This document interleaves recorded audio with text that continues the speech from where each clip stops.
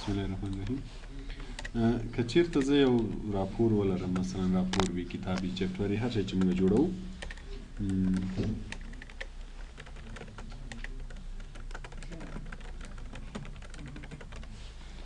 یو څه خط ولیکو،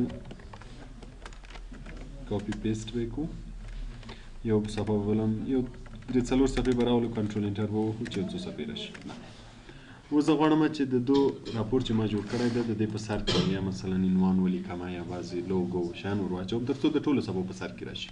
نو موږ تاسې له هیډر فوټر نه استفاده کوو. هیډر فوټر له انسرټ منیو نه هم راوستی شوی چې هیډر کلیک کوو یا فوټر کلیک کوو، وینې دلته اقسام چې کوم یې غواړو چې خط دې طرف کې ولیکل شي، دې ځایو کې ولیکل شي، دا وینې ټول ډیزاین نه وکړه دونه استفاده کول.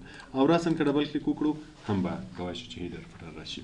بیا هم په هیډر فوټر کې هیډر فوټر پیج نمبر دا اپشن نه ویلي چې که چېرته غواړو نمبر ورکړو، که چېرته په هیډر کې غواړو ټاپ اپ پیج کلیک کوو، که فوټر کې غواړو بیا بوټم اپ پیج کلیک کوو، که پیج مارجن کلیک کوو د صفحې په مارجنز کې به راځي. مثلا که دا کلیک کوم نو دې مارجنز دې ځای کې به راشي.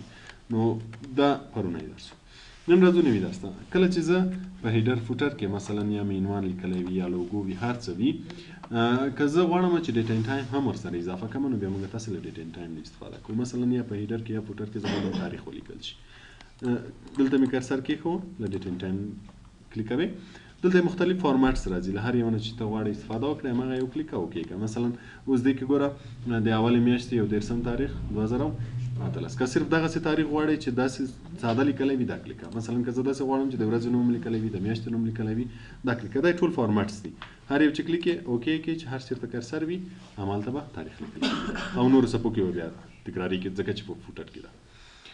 بل ډاکومنټ انفو، که غواړئ چې ډاکومنټ معلومات ور واچوئ، ډاکومنټ انفو موږ تاسې په فایل منیو کې دلته انفو ویلې وه چې کله موږ تاسې یو کتاب یا چپټر لیکلی وي دغه ځای کې موږ معلومات لیکو. مثلا اتور یې څوک ده، چا چې دا کتاب لیکلی وي د هغه نوم، سایز یې څومره ده او څو صفحې دي، دغه ټول معلومات موږ تاسې دلته لیکل چې شوال کلیک وګورو دا معلومات هم دلته لیکل.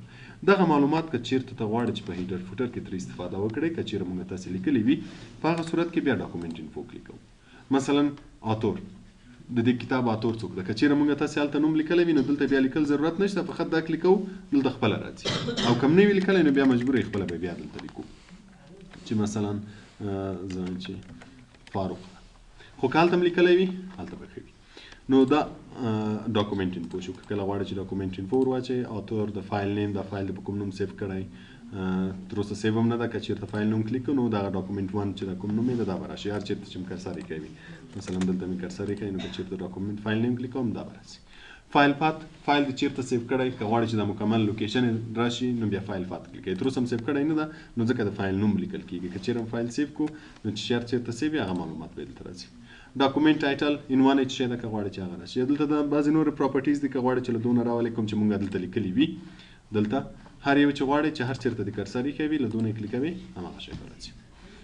بل د کویک پارټس، کویک پارټس موږ تاسې په انسرټ منیو کې دغه ځای کې کویک پارټس لرو چې کله هم دلته وویلې دلته به خپله پرې پوه شئ چې بعضې شیان که غواړئ چې ور اضافه یې کوئ نو له کویک پارټس نه یې هم کولی شئ چې دلته موږ تاسې کویک پارټس کې اټو ټیکس، ډاکومنټ پراپرټیز. ډاکومنټ پراپرټیز دا اوس چې مو ویلې هماغه دي، که لغونه اضافه کوئ، که چېرې هم لیکلي له دې ځای نه اضافه کولی شئ. فقط دې کې اټو ټیکسټ فیلډ او بلډینګ بلاکس ارګنایزرز دي چې له هیډر فوټر نه وروسته په دې ځای کې وایو. که غواړئ دلته ور اضافه کړئ نو بیا هیډر فوټر ته هم ور اضافه کولی شئ. بل د پکچر، که غواړئ چې عکس ور اضافه کړئ، عکس نه زیاتر موږ هیډر کې لوګو د یو ادارې مثلا یو راپور دې جوړ کړی غواړم دلته یو لوګو ور اضافه کړم، لوګو زیاتر عکس فارمټ کې وي نو بیا پکچر کلیک کوئ. اوس فعلا به زه دغو عکسونه یو واخلم، ګوره کلیک یې کړه عکس به راشي، لږ به یې بوډ کړم، نه دا داسې فکر وکړه چې لوګو ده نو ګوره د صفحې په ټولو سر کې به موجوده وي. نو که کله غواړئ چې عکس ور واچئ نو بیا به پکچر نه استفاده کوئ. بل آنلاین پکچر، که چېرته غواړئ چې له انټرنیټ نه کوم عکس واخلئ، دا په هغه صورت کې چې په کمپیوټر کې انټرنیټ وصل وي نو بیا به آنلاین کلیک کوئ. اوس چون آنلاین نشته چې کله زه دا کلیک کوم نو ماته به مسج راکوي چې یو نیډ انټرنیټ کنیکشن ټو انسرټ آنلاین پکچر. د دې لپاره چې ته له انټرنیټ نه عکس واخلئ څه شی باید ولرئ؟ انټرنیټ کنیکشن باید ولرئ. نو که چېرته دې په کمپیوټر کې انټرنیټ وي نو بیا ته کولی شې ټرای اګین کلیک کړې چې یعنې انټرنیټ خو شته ته پسې وګوره که نه نو ټرای اګین. او که نه وي ورک آفلاین مطلب چې له کمپیوټر نه یې راته واخله نو بېرته به وینې براوز راځي چې هر عکس کلیک کړم هماغه عکس به راځي. نو کوم کله له انټرنیټ نه عکس اخیسته آنلاین پکچر. بل د ګو ټو هیډر اینډ ګو ټو فوټر. ګو ټو مطلب چې لاړ شه. اوس موږ تاسې کرسر په هیډر کې ده نو ځکه دا آپشن کار نه کوي چې تیار په هیډر کې یو. نو که غواړئ چې له هیډر نه فوټر ته لاړ شئ نو بیا به ګو ټو فوټر کلیک کوئ. کرسر به راسن فوټر ته راځي. اوس ګوره فوټر کار نه کوي، هیډر کار کوي ځکه چې اوس په فوټر کې هم کرسر ده.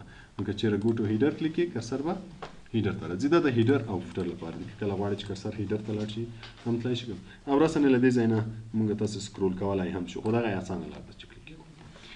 بل موږ تاسو سره پریویس، نیکسټ او لینک ټو پریویس دی. دا درې دې ته سیکشن ویل کېږي. سیکشن موږ تاسې په لیاوټ منیو کې وایو. کله چې لیاوټ منیو کې ویلې دته بیا راځو چې دا سیکشن هم وایو. بل موږ تاسو سره ډیفرنٹ فرست پیج. که چېرته ته غواړې چې د اولې صفحې هیډر له دا نورو صفحو سره مختلف وي، مثلا زه په دغه ځای کې چې کوم هیډر غواړم دا په ټولو صفحو کې نه غواړم. اوس ګوره ما دا ډیلیټ کو نو ټولو صفحو کې ډیلیټ شو. بیرته بیان وکړم زه غواړم چې دغه هیډر په ټولو صفحو کې وي خو د اولې صفحې دې مختلف وي. نو په هغه صورت کې به موږ دا یو کلیک کوو. ګوره چې دا څنګه کلیک کو اوس دلته موږ سره دلته لیبل کې څه شی لیکل شوي دی؟ هیډر لیکل شوی. که چېرته زه دا ټیک مارک کړم نو دلته به بیا فرست پیج هیډر ولیکل شي او لاندې صفحې باندې به بیا هیډر لیکلی وي. دې ته همیشه متوجه اوسئ. موږ تاسې چې په هیډر کې کوم شی ولیکو هغه به په هره صفحه راځي. نو اوس ګوره دا هیډر ده او دا شی پکې لیکلی نو دا به په هره صفحه وي. او دا بل سره اوس صرف څه شی لیکل شوی؟ فرست پیج هیډر. دا صرف د اولې صفحې لپاره ده. او که لاندې راشو فوټر سره به بیا فرست پیج فوټر لیکلی وي. دا صرف د اول پیج لپاره ده. مثلا که غواړئ چې د اول پیج د مختلف وي نو دلته که زه هر شی ولیکم، مثلا ما د کتاب نوم لیکلی ده چې مایکروسافټ ورډ نوټ ده یا سافټ ورډ 2016 په فوټر کې چې ما شی ولیکم نو دا به صرف د اولې صفحې لپاره وي. دویمه صفحه کې چې دا هیډر کې موږ کوم شی ورکړي وو دا به بیا په ټولو کې موجود وي. نو که کله مو غوښتل چې اوله صفحه مختلفه شي نو بیا به ډیفرنٹ فرست پیج ټیک مارک کوئ. که بیرته ایسته کو بیرته ختم کړئ. بل د ډیفرنٹ اوډ اینډ ایون پیجز. اوډ او ایون پیجز موږ تاسې پرنټ کې ویلي وو چې تا خو جفت ته وایي. نو که چېرې ډیفرنٹ اوډ اینډ ایون کلیک کړم بیا تا خو جفت راته مختلفیږي. اوس ګوره دلته موږ سره اوډ پیج هیډر ولیکل شو. اوډ معنا تاق. اوس په تاق صفحې باندې چې زه کوم شی لیکم دا صرف په تاق صفحو باندې راځي. اوس مثلا ما دلته دا عنوان یا دا عکس لیکل کړی ده نو اوس ګوره دویمه صفحه کې نشته ځکه چې د دویمې صفحې هیډر څه شی ده؟ ایون پیج ده. دلته چې زه هر شی ولیکم هغه په ایون باندې راځي. مثلا زه به اوس فعلا ایون پیج ولیکم چې یعنې دا دویمه صفحه ده ایون. اوس ګوره درېیمې ته چې لاړ شو بیا دا شی ده. څلورمې ته چې لاړ شو تاق جدا جفت جدا. نو که کله غواړئ چې تاق او جفت جدا شي په هغه صورت کې به ډیفرنٹ اوډ اینډ ایون کلیک کوئ. بل د شو ډاکومنټ ټیکسټ. شو ډاکومنټ ټیکسټ څه کار کوي؟ موږ تاسې اوله ورځ هیډر فوټر کې ویلې چې کله موږ تاسې هیډر فوټر کې خط لیکو دا د صفحې خط خیره معلومیږي او چې کله موږ تاسې صفحې کې خط لیکو بیا د هیډر فوټر خط خیره معلومیږي. ولې؟ چې موږ تاسې فرق وکړای شو. یعنی چې زه هیډر فوټر کې خط لیکم ما ته معلوم شي چې دغه د صفحې خط ده، دا هیډر فوټر نه ده. یعنی زه هیډر فوټر کې کرسر هر څومره لاندې راوستی شم خط لیکای شم. نو که چېرته ټول یو رنګ کې وي بیا به سړی لږ کنفیوزه وي چې آیا دا د صفحې خط ده که د هیډر فوټر خط ده. نو په دې خاطر چې کله موږ تاسې هیډر فوټر کې خط لیکو دا خط خیره ښکاري او کله چې په صفحه کې خط لیکو بیا دا خط خیره ښکاري. خو که کله پرنټ اوس که زه راسم پرنټ لپاره پرنټ پریویو کې وګورم نو وګورئ د دواړو رنګ به یو شی وي. یو شی ده که نه؟ وینئ صرف د دې په خاطر چې موږ تاسو ته دلته فرق وشي دا خیره ښکاري. خو که کله ته وایې چې زه په هیډر فوټر کې خط لیکم دا شی ښکاره نه شي نو بیا دا ټیک مارک ایسته کوئ. دلته لږ مشکل هم لږ لري چې یو نوی صفحه واخلو. دا صفحه لږ مشکل لري. دلته به لږ ډیټیل ولیکو. دا اوس ګوره هیډر فوټر ده. نو که چېرې دا ټیک مارک ایسته کوو د صفحې خط به بیا نه ښکاري او که یې کلیک کوو بیا ښکاري. دا صرف د دې لپاره چې مثلا زه هیډر فوټر کې خط لیکم ما ته د صفحې خط ښکاره کېږي نه نو دا ایسته کړه.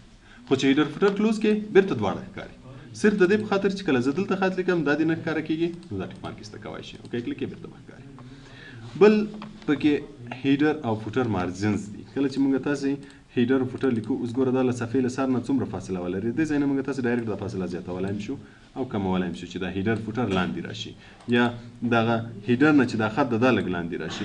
دې ځای نه هم فاصله زیاتولی شو له دې ځای نه هم کولی شي. اوس ګوره زه دا بیرته کموم هیډر بیرته بار راځي که یې زیاتوم بیرته لاندې راځي.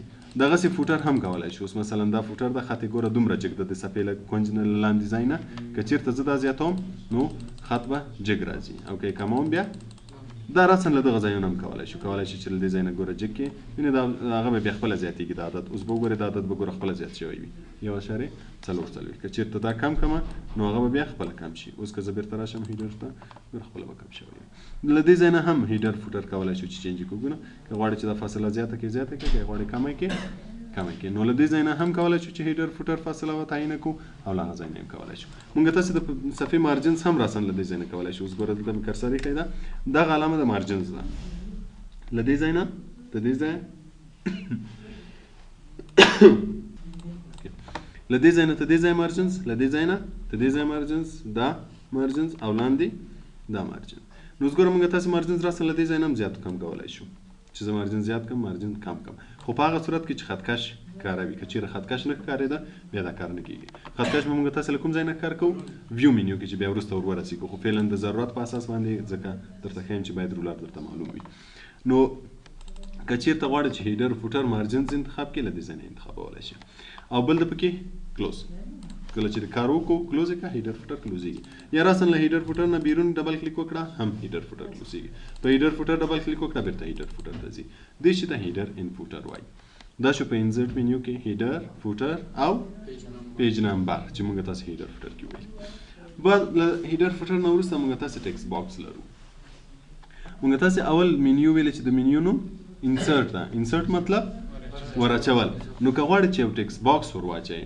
د خط لپاره یو باکس ور اچوې نو بیا به له دې نه استفاده کوې ټیکسټ باکس موږ زیاتره هغه وخت استفاده کوو چې بعضو ځایو کې ته غواړې چې خط ولیکې او خط نشي لیکلی مثلا زه غواړم چې دغه کونج کې داسې یو وړکی نوټ ولیکم نو دغه کونج ته به زه کرسر څنګه راولم یا مثلا بعضی وخت د یو شکل په سر باندې ته عکس لیکې بعضی وخت د یو چارټ په سر باندې خط لیکې نو داسې صورتو کې چې هلته خط لیکل لږ جنجالي وي نو موږ تاسې له ټیکسټ باکس نه استفاده کولی شو دلته موږ تاسې تیار جوړ شوي ټیکسټ باکسونه هم لرو که غواړې چې له دونه استفاده وکړې هم یې کولی شې خو که یې خپله رسموې بیا ډرا ټیکسټ باکس کلیک یې کړه ګوره هغه د پوینټر چې ده د جمع علامې ته چینجېږي چې اوس غواړې رسم یې کړې مثلا زه اوس دغه کونج کې یو ټیکسټ باکس جوړوم جوړ یې کړه د خط پکې ولیکه چې هر شی پرې کړې مثلا دا مې ولیکو بیا موږ تاسې فارمټ ویلی و د شکلو لپاره د ټیکسټ باکس هم هماغه فارمټ ده مثلا که غواړې چې منځ ته یې رنګ ورکړې منځ ته یې رنګ ورکولی شي که غواړې چې آوټلاین ته یې رنګ ورکړې آوټلاین ته او که غواړې چې آوټلاین بیخي ختم شي نو بیا نو آوټلاین تر څو هېڅ ښکاره نه شي خو چې کله یې کلیک کوو باکس به موجود وي